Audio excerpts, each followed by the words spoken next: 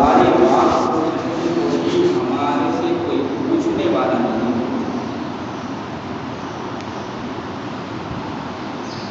ہم نے اپنے بزرگوں سے سنا ہے جوانی کتنے دن رہتی ہے، جوانی کے ایام کتنے دن رہتے ہیں. 30-40 تک جتنی عمر ہے یہی جوانی کی ہے. اب 40 کے بعد تو بول نہیں سکتے ہیں کہ وہ جوان ہے بھی.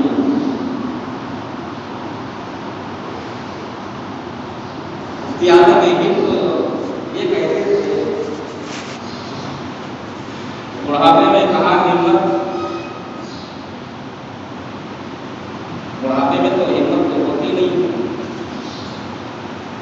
جو کچھ کرنا ہے ابھی کر لو اے نوری جوان، جب تک جوان ہو تبھی مزہ.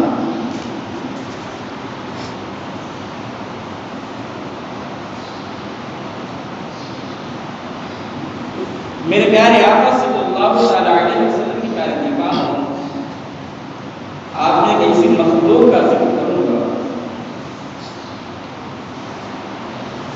اللہ تعالیٰ کی بہت سی مخلوق ہے. مخلوق صرف اسے نہیں کہتے جو انسان ہے، ہر وہ شے جو اللہ کی مخلوق ہے، چاہے وہ پہاڑ کی شکل میں ہو، چاہے وہ آسمان کی شکل میں ہو، چاہے وہ لوح محفوظ کی شکل میں ہو، چاہے وہ زمین کی شکل میں ہو، چاہے وہ درختوں کی شکل میں ہو، چاہے وہ انسان کی شکل میں ہو، چاہے وہ جمادات کی شکل میں ہو، چاہے وہ حیوانات کی شکل میں ہو، اے اللہ کی مخلوق. ایک وہ دن آنے والا ہے، ایک وہ دن آنے والا ہے ساری مخلوق فنا ہو جائے. کل من علیہا فان ویبقى وجہ ربک ذو الجلال والاکرام فبأی آلاء ربکما تکذبان. ایک وہ دن آنے والا ہے کہ سب فنا ہو جائے، سب ختم ہو جائے. اپنے دماغ میں وہ دن لاؤ کہ وہ دن آنے والا ہے. حد تو یہ ہے کہ سور پھونکنے والے حضرت اسرافیل بھی فنا ہو جائے. معلوم ہے سورج سوا نیزے پر ہوگا، کسی کا گناہ اس کے پاؤں کے ٹخنوں تک ہوگا، کسی کا گھٹنوں تک ہوگا، کسی کے کمر تک ہوگا، کسی کے سینے تک ہوگا، کسی کا کانوں کی لو تک ہوگا، کسی کا گناہ تو اس کے پورا ڈوبا ہوا وجود. اور ایک دن 50,000 سال کے برابر کا ایک دن ہوگا. اتنا بھیانک دن، ساری مخلوق فنا ہو جائے گی، کچھ بھی باقی نہیں رہے. وہ دن قبر سے اٹھنے والا دن ہوگا، قبر میں جانے والا دن نہیں، قبر سے اٹھنے والا دن ہوگا. جس دن ہمارے جسم پر کپڑے تک نہیں ہوں گے، جس دن ہمارے وجود کا کوئی بول والا نہیں ہوگا، وہ دن آئے. ساری مخلوقات فنا ہو گئی، جمادات، حیوانات، انسانیات جتنے بھی ہیں سب فنا ہو کر رہیں گے. کوئی بھی شے باقی نہیں رہے گا، کوئی سایہ نہیں رہے گا. میرے پیارے آقا علیہ الصلوۃ والتسلیم کے پیارے دیواروں، تو کوئی سایہ اس دن نہیں ہوگا. یہاں تک کہ نہ باپ کا سایہ میرے اوپر ہوگا، نہ میری ماں کا سایہ مجھ پر ہوگا، نہ میری بڑی بہن کا میرے اوپر سایہ ہوگا. یہاں تک کہ کوئی رشتے دار کا سایہ مجھ پر نہیں ہوگا. کوئی سایہ دار بھی نہیں ہوں گے، کوئی ایسا درخت بھی نہیں ہوگا کہ اس کے قریب جا کر کے چھو جائیں. کوئی ایسی دیوار بھی نہیں ہوگی جس کے سائے میں جا کر کھڑے ہو جائیں. اللہ اکبر. وہ دن یاد کرو جس دن کوئی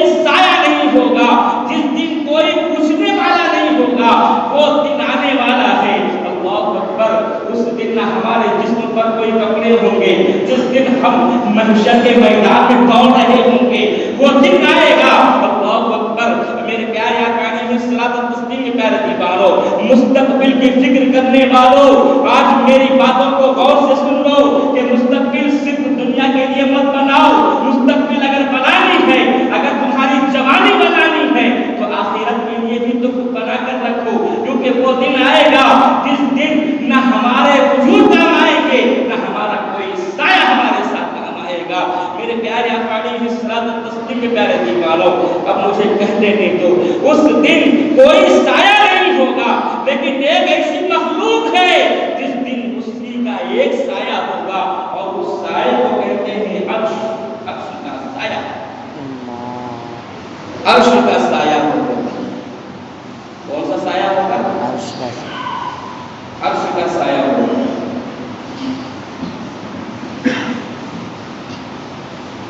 اور اس سائے میں جگہ کسے ملے گی؟ عرش کا سایہ ہے، لیکن جسے عرش کے سائے میں جگہ مل جائے وہ بھی کتنا بڑا خوش قسمت ہے۔ کوئی سایہ تو نہیں ہے لیکن عرش کا سایہ ہے۔ اب تھوڑی حدیث میں چلتے ہیں، پیارے آقا سے پوچھتے ہیں، اے اللہ کے حبیب، ہمیں یہ تو بتائیں جس دن کوئی سایہ نہیں ہوگا، کوئی سایہ دار نہیں ہوگا، اس دن عرش کا سایہ ہوگا، لیکن اے اللہ کے حبیب ہمیں یہ تو بتائیں اس سایے میں جگہ کس سے ملی؟ بخاری شریف اٹھا کے پڑھو، نہیں پڑھتے ہو تو پڑھو، مسلم شریف کے اٹھاؤ، کتاب الزکات اٹھاؤ، حدیث نمبر 2380 اٹھاؤ، اب پڑھو۔ حدیث پاک کے اندر لکھا ہے، سیدنا ابو ہریرہ اور حضرت سیدنا ابو سعید رضی اللہ تعالیٰ عنہ، ان دونوں سے مروی ہے کہ رسول اللہ صلی اللہ علیہ وسلم نے ارشاد فرمایا، اس دن کوئی سایہ نہیں ہوگا، اس دن کوئی سایہ نہ ہوگا، لیکن عرش کا سایہ ہوگا۔ اللہ تعالیٰ اس سائے میں 7 ایسے لوگوں کو جگہ عطا فرمائے گا کہ وہ 7 لوگوں کو جگہ عطا فرمائے گا۔ اب پوچھتے ہیں وہ 7 لوگ کون ہوں گے جن کو عرش کے سائے میں جگہ ملے گی؟ ٹاپک تو میری ایک ہے لیکن بتا دیتا ہوں 7 کون ہیں۔ نمبر 1 عادل حکمران، یعنی بادشاہ، عدل کرنے والا، وہ انصاف کرنے والا۔ نمبر 2 وہ نوجوان جس کی جوانی عبادت الہی میں گزری۔ نمبر 3 وہ شخص جس کا دل مسجد سے نکلنے کے بعد بھی مسجد میں لگا ہے حتیٰ کہ دوبارہ لوٹ آئے۔ یہ ہو گئے۔ چوتھا وہ شخص، وہ 2 شخص ہیں جو اللہ تعالیٰ کے لیے محبت کرتے ہوئے اکٹھا جمع ہوئے اور اللہ تعالیٰ کی محبت ہی میں دونوں جدا ہو گئے۔ نمبر 5 وہ شخص جو خلوت میں، اکیلے میں اللہ تعالیٰ کا ذکر کرتا ہو اور اس کی آنکھوں سے آنسوؤں کی نمی بہتی ہو، ایسا شخص۔ نمبر 6 وہ شخص جس کو مال اور خوبصورت حسین و جمیل عورت دعوت گناہ دے، گناہ کی طرف بلائے، اور وہ نوجوان یہ کہے کہ میں اس معاملے میں اللہ سے ڈرتا ہوں، تو اللہ تعالیٰ ایسے شخص کو بھی عرش کے سائے میں جگہ عطا ہے۔ نمبر 7 وہ شخص جس نے صدقہ دیا، بائیں ہاتھ سے، داہنے ہاتھ سے صدقہ دیا، بائیں کو خبر نہیں، سیدھے ہاتھ سے دیا، الٹے کو خبر نہیں، ایسا شخص۔ یہ 7 شخص ہیں جن کو قیامت کے دن اللہ تعالیٰ عرش کے سائے میں جگہ عطا فرمائے. میں عادل کے پاس نہیں جاؤں گا کیونکہ آج عدل کرنے والے نہیں ہے کیا نہیں. عدل کرنے والے بادشاہ کے بارے میں بھی حدیث پاک ہے. جو عادل بادشاہ ہوگا، عدل کرنے والا، انصاف کرنے والا، اچھی طرح سمجھانے والا جج ہوگا.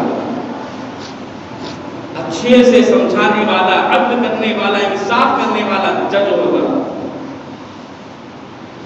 تو معلوم ہے اس کا مقام کتنا بلند ہے.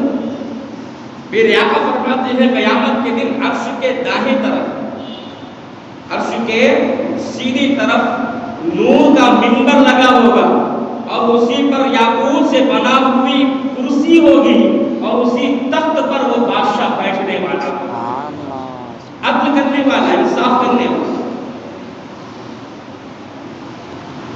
اس کا مقام بہت بلند ہے. یہ مقام تو میں سمجھتا ہوں کہ اسے سیدنا عمر فاروق اعظم ہی کو ملا. ہمیں تو کوئی ایسا بادشاہ تو ہے نہیں کہ جو عدل کرنے والا. اب یہ مت سمجھنا کہ بادشاہ کون ہے. بادشاہ صرف ہندوستان چلانے والا بادشاہ نہیں. ارے گھر میں رہنے والا بھی اگر بادشاہ ہے، وہ حکمران ہے، تمہارا باپ ہے یا تمہارا بڑا بھائی ہے، وہ بھی تمہارا حاکم ہے، وہ بھی تمہارا بادشاہ ہے. اگر وہ بھی اپنے گھر والوں کے لیے طے کر کے اگر وہ کام کرتا ہے، اپنے گھر والوں کے لیے کر رہا ہے، اپنے گھر والوں کو اچھائی کے لیے لے کر جا رہا ہے، اگر وہ انصاف کر رہا ہے، اگر باپ ہے بیٹوں پر انصاف کر رہا ہے، اگر بھائی ہے اپنے بھائیوں پر انصاف کر رہا ہے، اگر ایسا بادشاہ ہے، اللہ اسے نور کی منبر عطا فرمائے گا اور یاقوت سے بنی ہوئی کرسی پر جگہ عطا فرمائے گا. سبحان اللہ.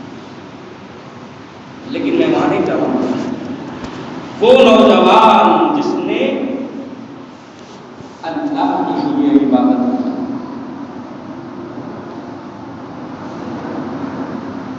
اپنی پوری زندگی کس میں گزاری. ہم نے اپنی زندگی کو گناہوں میں گزار دیا. ہم سمجھتے ہیں کہ ہم نے گناہ کر کے بہت آسمان ہو لیا ہے، ہم نے تو بہت بڑا کام کر لیا ہے، ہم دنیا کمانے کے لیے سب کچھ کر رہے ہیں. لیکن کبھی ہم نے یہ نہیں سوچا کہ ہماری جو جوانی گزر رہی ہے، اس جوانی میں ہمیں کیا کرنا چاہیے تھا اور ہم کیا کر رہے ہیں. میرے پیارے آقا علیہ الصلوۃ والتسلیم کے پیارے دیوانوں، نوجوانوں کی عبادت کے بارے میں میرے آقا فرماتے ہیں، حدیث پاک میں ہے کہ یہاں تک کہ جوانی کی حالت میں عبادت کرنے والے کی فضیلت میرے آقا فرماتے ہیں جیسی میری فضیلت تمام انبیاء پر رکھی گئی ہے، ایسی ہی فضیلت نوجوانوں میں عبادت کرنے میں رکھی گئی ہے. اگر کوئی نوجوان اپنے محبت الہی میں ڈوب کر عبادت کرتا ہے، اللہ کے لیے عبادت کرتا ہے، ہمیشہ رات کی نیند کو ترک کر دیتا ہے بلکہ آ کر کے نمازوں میں لگ جاتا ہے، ایسا شخص اس کا مقام بتاتے ہیں، اس کا مقام یہ ہے کہ جیسے انبیاء میں میرا مرتبہ بلند ہے، ایسے ہی اس نوجوان کا مرتبہ بلند ہے جو جوانی کی حالت میں عبادت گزار سکتا ہے.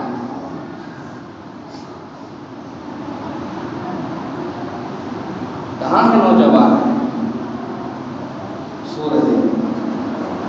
کسی سے کہو عبادت الہی کرنے کے لیے کیا کہتے ہیں معلوم ہے؟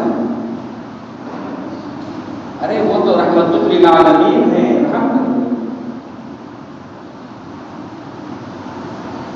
ایک بات بتاؤ، بڑے بڑے اولیاء کرام اس دنیا سے رخصت ہوئے اور ابھی ہیں بڑے بڑے علماء اس دنیا میں موجود ہیں. ان کی راتوں کا مطالعہ کرو اور ان کی راتیں کیسی گزرتی تھی ان کو دیکھو. کیا سیدنا شیخ عبد القادر جیلانی غوث اعظم یوں ہی بنے تھے؟ کیا خواجہ ہند ہند الولی عطائے رسول خواجہ معین الدین چشتی حسن سنجدی ثم اجمیری یوں ہی خواجہ بن گئے تھے؟ دادا علی حجویری یوں ہی دادا بن گئے تھے؟ کیا بابا فرید الدین گنج شکر یوں ہی گنج شکر بن گئے تھے؟ مجھے بتاؤ، کیا صدیق اکبر یوں ہی ابو بکر بن گئے تھے؟ ابو بکر یوں ہی صدیق اکبر بن گئے تھے؟ کیا عمر فاروق اعظم عدل انصاف کے مالک بن گئے، یوں ہی بن گئے تھے؟ کیا انہوں نے عبادت الہی نہیں کی تھی؟ ان کی راتوں کا مطالعہ کرو، راتیں عبادت میں گزرتی تھی. میں نے کہہ رہا ہوں، قرآن کہہ رہا ہے وَلِكُلٍّ وِجْهَةٌ هُوَ مُوَلِّيهَا فَاسْتَبِقُوا الْخَيْرَاتِ أَيْنَمَا تَكُونُوا يَأْتِ بِكُمُ اللَّهُ جَمِيعًا. وہ لوگ گھر بنانے کے لیے پہل نہیں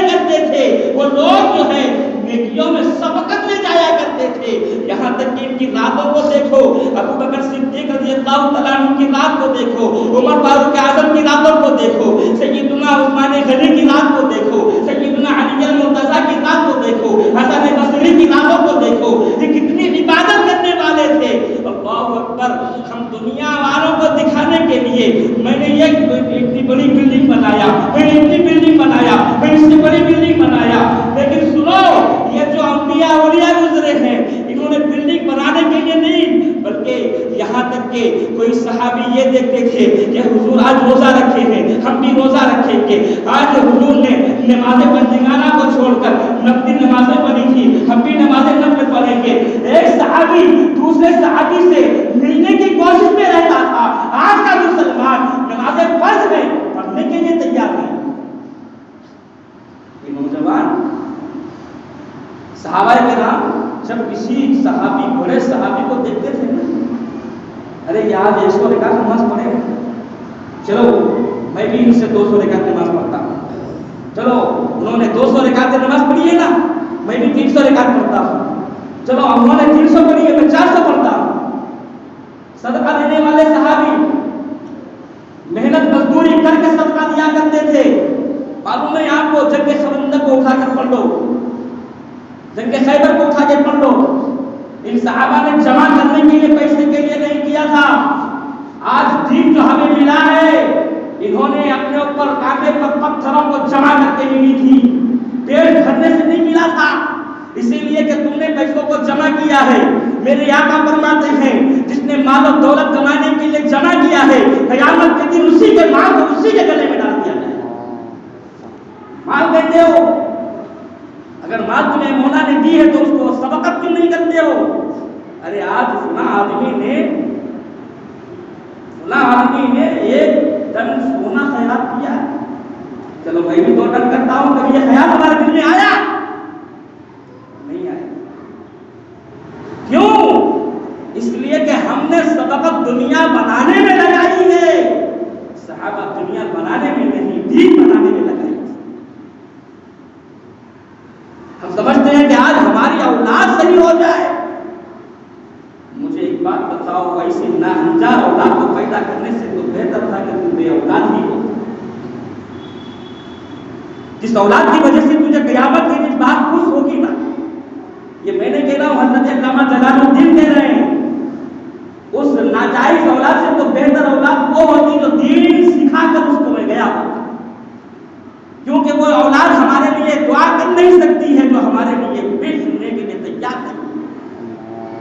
मैं आपको बताऊं, आप ही ने अपने औलाद को पैदा किए ना, अपने सर के ऊपर हाथ रख के अपने औलाद से पूछोगे क्या तुम मेरे लिए मर मिटने तैयार है? दीन में मर मिटने की बात करते हैं, लेकिन इनके अंदर जज्बा नहीं है। अगर जज्बा होता तो सबक़त ले जाते। ऐनमा तकूनु युदरिक, ऐनमा तकूनु याती बिकुमुल्लाहु जमीआ। ये सहाबा के बारे में चलती है। सहाबा के नाम ये नहीं देखते थे आज अबू बकर की बिल्डिंग बनी है, मैं भी इसके सामने बड़ी बिल्डिंग तैयार करूँ, नहीं, ये देखते थे कि अबू बकर सिद्दीक ने आज कौन सा अमल किया है। मालूम है आपको, अगर मैं वाक़या बताता चलूं तो मेरे पास वक्त नहीं है। नौजवानों, अपनी जिंदगी की राह देखो, ये मस्जिदें तुम्हें पुकार रही है। अगर तुम इबादत गुजार नहीं हो तो दुनिया यही चाहती है कि मुसलमान मस्जिद से दूर हट जाए। दुनिया यही चाहती है कि मुसलमान मस्जिद से बाहर हो जाए। जब मस्जिद से बाहर हो जाओगे, समझ लो कि दुनिया में क़यामत उसी वक्त कायम हो जाएगी। ये मत समझना कि क़यामत हम पर नहीं आएगी। मालूम है आपको, अल्लाह ताला जब फरिश्तों को कहा जाओ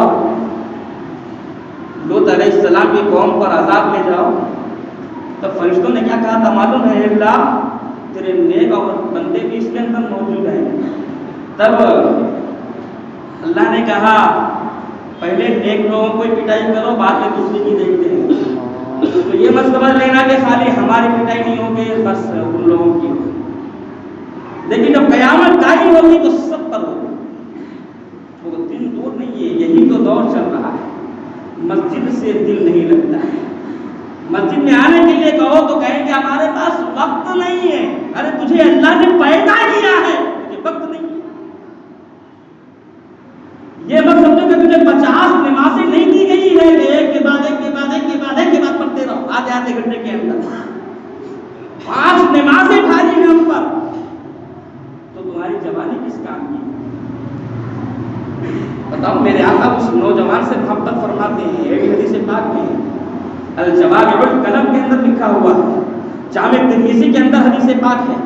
میرے آقا فرماتے ہیں کہ وہ میں اس نوجوان سے محبت کرتا ہوں جس نے اپنی زندگی میں سنتیں عمل کرتا ہوا نمازوں کی پابندی کرتا ہوا رہتا ہے. بے نمازی کا انجام معلوم ہے. میرے آقا فرماتے ہیں جب تم پہلا لقمہ کھانے کا اٹھاتے ہو نا، وہ لقمہ تمہارے لیے بد دعا کرتا ہے، اور جو کپڑا تم پہنتے ہو وہ کپڑا تمہارے لیے بد دعا کرتا ہے. یہ ہمارے گھروں میں شیاطین بھرے پڑے ہیں تو مطلب کیا ہے؟ ہمارے گھروں میں برکت نہیں ہے تو ہمارے گھر میں نماز ہی نہیں. کم سے کم نوجوانی کے عالم میں تو ہو، نوجوانی کی عبادت کا معلوم ہے. میرے آقا فرماتے ہیں حدیث پاک کے اندر کہ جو بندہ مومن نوجوانی کے عالم میں ایک سجدہ کرتا ہے اللہ اسے 70 سجدوں کا ثواب عطا کرتا ہے. اینما تکونوا یأتی بکم اللہ جمیعا. صحابہ کرام یہ دیکھتے تھے ارے آج فلاں صحابی نے فلاں کو خیرات عطا کی، پوچھتے تھے تم کو کیا ملا ہے؟ کہا تھا کہ فلاں صحابی نے مجھے 10 درہم دیا ہے، 10 اشرفیاں دی، یا یوں کہوں کہ 10 روپے دی. دوسرے صحابی 20 روپے نکال کے دیتے تھے، کہتے تھے کہ میں بھی دیتا ہوں. لیکن یہ ہمارے اندر خیال نہیں ہے. ان 50 دیا میں بھی 50 ہی دوں گا. انہیں آگے یہ نیکی تمہیں کام نہیں آئے گی. یہاں سنو، جو دنیا میں رہو گے تو دنیا والے تمہیں میت کے نام سے پکاریں گے. جس کے گھر میں میت ہوتی ہے نا اس کے نام سے لوگ نہیں پکارتے ہیں، بلکہ سب سے پہلے اللہ تعالیٰ جس چیز کو چھینتا ہے وہ تمہارا نام ہے. تمہارا نام لینے والا کوئی نہیں ہوگا. یہاں تک کہ جب تمہارا وصال ہو جائے گا تو لوگ پوچھیں گے میت کو کب نکالیں گے، ڈیڈ باڈی کو کب نکالیں گے. یہ نہیں پوچھے گا کہ فلاں کو کب نکالو گے، فلاں کو کب نکالو گے، میت کو کب نکالو گے. جلال الدین سیوطی فرماتے ہیں اگر تمہیں نام باقی رکھنا ہے تو نوجوانی کی عبادت کو اپنے اوپر تعلق کرنا ہے کہ نوجوان وہ ہے جو عبادت الہی میں آگے بڑھ جاتا ہے اور اللہ اس کے بندے سے محبت فرماتا ہے. اور اللہ تعالیٰ کے لیے محبت کرو. جب بھی کسی سے محبت کرو اللہ کے لیے محبت کرو. کیونکہ چوتھا جز میں نے جو بتایا ہے اللہ تعالیٰ کے لیے محبت میں جمع ہوتے ہیں اور اللہ کی محبت میں جدا بھی ہوتے ہیں. اللہ اس سے بھی محبت فرماتا ہے، قیامت کے دن اسے عرش کے سائے میں جگہ عطا فرمائے. اللہ کے نبی حضرت موسیٰ علیہ السلام ایک دن رب سے فرماتے ہیں، پوچھتے ہیں، کلام فرماتے ہیں، اے رب تو اپنے بندے سے کس طرح محبت کرتا ہے، تو اپنے بندے سے کتنی محبت کرتا ہے، اور تو سب سے زیادہ کس بندے سے محبت کرتا ہے؟ تو میرا رب کہتا ہے کہ میں اس بندے سے محبت کرتا ہوں جس نے میری خاطر دوسروں سے محبت کیا اور میری ہی خاطر دوسروں سے دشمنی کی. پھر اس کے بعد حضرت موسیٰ کہتے ہیں مولا میں نے یہ نمازیں تیرے لیے پڑھی، یہ روزے تیرے لیے رکھے، یہ حج و زکات تیرے لیے میں نے کی، یہ سب کچھ تیری عبادت تو میں نے کیا، کیا میں تیرا نیک بندہ نہیں ہوں؟ حضرت موسیٰ سے میرا رب کہتا ہے اے موسیٰ نمازیں تو نے پڑھی تھی وہ تیرے لیے تھا، عبادت تو نے کی تھی یہ تیرے لیے تھی، یہ زکات تو نے دی تھی یہ تیرے لیے تھا، اسی لیے یہ فائدہ تمہارے لیے ہے. لیکن جب بھی جس بندے سے محبت کرو گے میرے لیے تو نے کیا کیا ہے کہ جب بھی کسی سے محبت کرو محبت رضا الہی کے لیے کرو، کہ جب کسی سے دشمنی کرو رضا الہی کے لیے دشمنی کرو. جب تمہارا یہ دونوں کام آ جائے گا تب حضرت موسیٰ فرماتے ہیں اے رب یہی بات تو ہے کہ میں تجھ سے محبت کرتا ہوں تو مجھ سے محبت کرتا ہے. حضرت علی المرتضیٰ فرماتے ہیں سب سے بہتر محبت وہ ہے جو نوجوانی کے عالم میں اللہ رب العزت کی بارگاہ میں سر پر سجود ہوتا ہے. میرے آقا بھی اس سے محبت فرماتے ہیں اور رب بھی اس بندے سے محبت فرماتا ہے. یہاں تک کہ فرماتے ہیں کہ جب وہ بندہ سجدے میں ہوتا ہے رب اپنے فرشتوں سے فرماتا ہے کہ تم نے کیا کہا تھا، میں نے انسان کو بنایا میں نے غلطی کی ہے، دیکھ کہ اس نوجوان کو دیکھ جس نے جوانی میں سجدہ کیا، اس نوجوان کو دیکھ جس نے جوانی میں رکوع کیا، اس نوجوان کو دیکھ جس نے قیام کی حالت میں کھڑا رہا، اس نوجوان کو دیکھ جس نے اپنی ساری زندگی میرے لیے وقف کرتی ہے۔ میرے آقا فرماتے ہیں وہ نوجوان جو اپنی ساری زندگی رب کی بارگاہ کا قائم کر دیتا ہے، رب اس بندے سے بہتر محبت فرماتا ہے اور اسے دنیا بھی اس کی کامیابی میں گزرتی ہے، آخرت میں بھی اس کا مقام مرتبہ بلند کر دیا جاتا ہے۔ راجہ خداوندی میں دعا ہے، اے پاک پروردگار عالم، ہمیں جو کہا گیا ہے ان سب باتوں پر عمل کرنے کی توفیق عطا فرمائے۔ الہ العالمین کے سنت سے زیادہ مولا ہم سے عمل کرنے کی توفیق عطا فرمائے۔ الہ العالمین ہمارے نوجوانوں کو عبادت الہی میں دل رکھنے کی توفیق عطا فرمائے۔ الہ العالمین کہنے میں سننے میں نظر خامیاں کیا ہوئی ہو یا میری ذرا سی توفیق عطا فرمائے۔ ربی من کل ذنب و خطیئۃ واتوب الیہ، وآخر دعوانا الحمد للہ رب العالمین۔